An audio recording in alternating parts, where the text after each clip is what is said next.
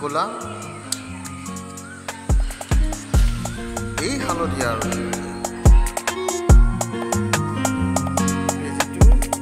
ইমান ডাঙৰ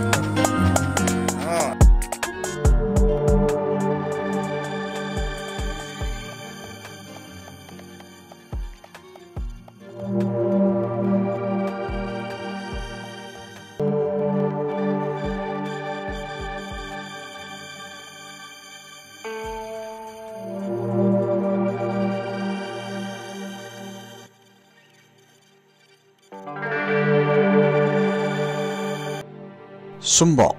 হয় চুম্বক চুম্বক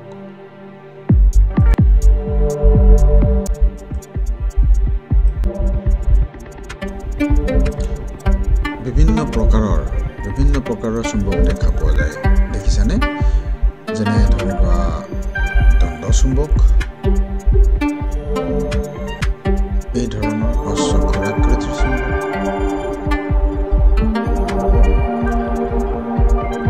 শক্তিশালী অশ্বক্ষুৰাকৃতিৰ চুম্বক কম্পাছ ব্যৱহৃত হোৱা চুম্বক কম্পাছত নিডল মেগনেটিক নিডল কম্পাছ সৰু আকৃতিৰ কম্পাছ ইত্যাদি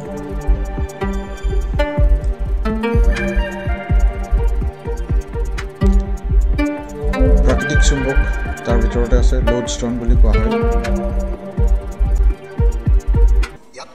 চিৰামিক চুম্বকো বোলে এই চুম্বকৰ সহায়ত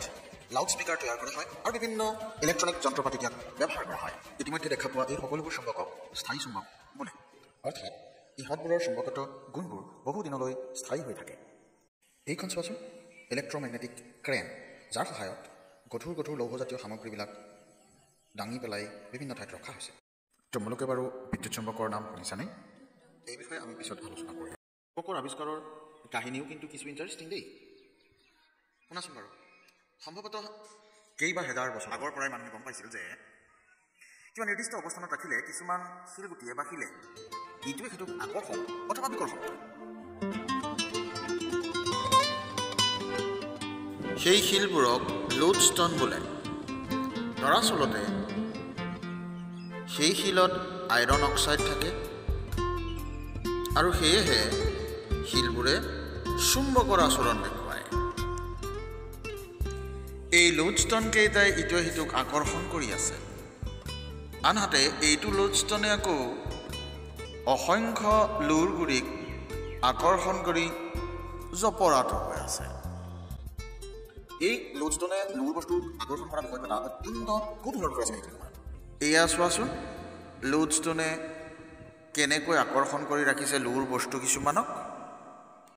বাৰু ছাত্ৰ ছাত্ৰীসকল মনত তোমালোকৰ এই ভাৱটো অহা নাইনে যে এই মেগনেট নামটোনো ক'ৰ পৰা আহিল শুনা তাহানি গ্ৰীচ দেশৰ মেগনেছিয়া নামৰ যিখন টাউন আছে সেই নগৰৰ বিভিন্ন অঞ্চলত বহু পৰিমাণে এনেধৰণৰ লোডষ্টনবোৰ পোৱা গৈছিল আৰু সেই মেগনেছিয়া নামটোৰ পৰাই মেগনেট নামটোৰ উৎপত্তি হৈছিল ছাত্ৰ ছাত্ৰীসকল পুৰণি প্ৰবাদ মতে খ্ৰীষ্টপূৰ্ব 2500 চনত চীন দেশৰ সেনাপতিয়ে কুঁৱলীৰ মাজেৰে ৰাস্তা উলিয়াই আগবাঢ়ি যাবলৈ নিজৰ সৈন্যবাহিনীক তেওঁ কি কৰিছিল ওলোমাই ৰখা লেডষ্টন এটা ব্যৱহাৰ কৰিছিল পৰৱৰ্তী কালত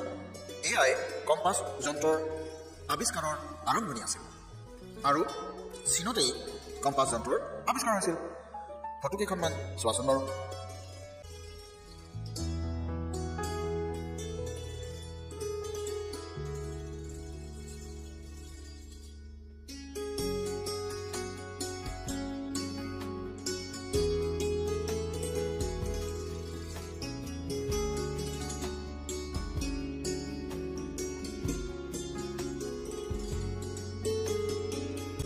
ছাত্ৰ ছাত্ৰীসকল ইতিমধ্যে আমি চুম্বকৰ বিষয়ে বিভিন্ন কথাবিলাক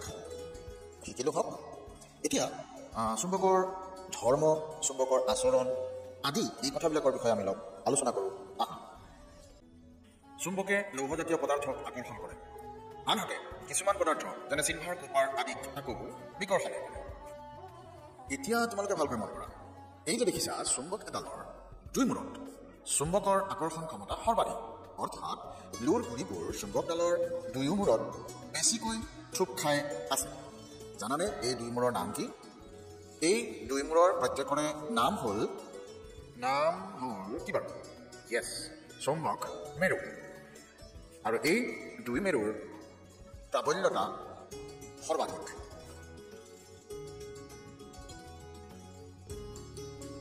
ছাত্ৰ ছাত্ৰীসকল চুম্বকৰ প্ৰথম ধৰ্মটো আমি ইতিমধ্যে আলোচনা কৰিলোঁ ইয়াৰ পিছৰখিনি আমি ইয়াৰ পৰৱৰ্তী খণ্ডটোত আলোচনা কৰিম হওক